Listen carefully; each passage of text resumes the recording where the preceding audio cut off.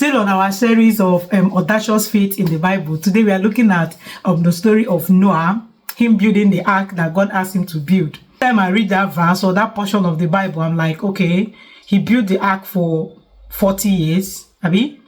And even while building the ark, there was no sign of rain.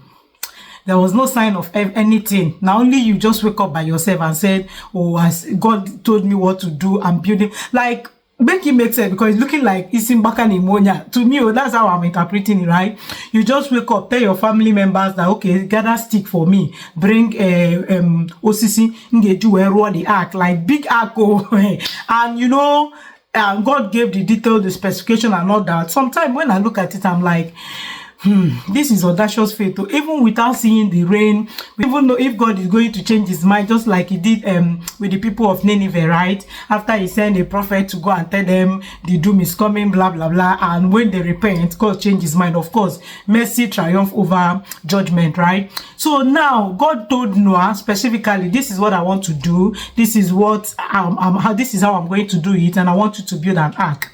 Like, amidst the mockery that people will pass and mock him, like, who sent you? How are you sure that the voice I heard is the voice of God?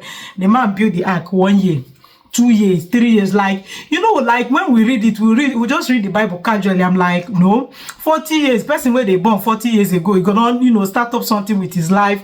Anyway, even though as of that time, 40 years is looking like 5 years, basically, okay, because they live older at that point, okay? So I'm just like, this must be faith for this man not to lose hope.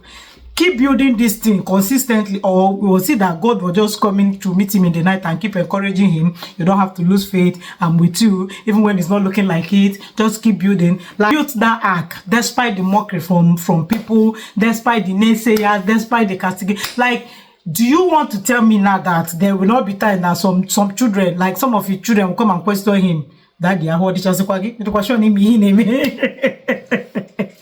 know, that kind of thing, okay? But he kept at it. He was, you know, trying to follow the voice of God, make sure that he built the ark, and eventually the flood did come, okay? So each time I read the Bible, especially that portion, I'm like, okay, God, even when we are not seeing it, even when it's not looking like it, just hold us stronger, like keep us in check, hold us in faith, because it's you that work in us both to do and to will according to your good pleasure, right? So keep us in check. Let us know that we might not see the rain, we might not see the wind, but our valley shall be filled, okay? That's just my prayer when I read that Bible, or when I read something like that is looking like it will not happen but eventually happen, okay? So let me know in the comment section what you think about this story. I love making this kind of content because it exposes my mind to a lot of things as regards to what happened in the Bible, okay? So come your way next time, and remember, your humble host, Enseva Rose. Bye guys.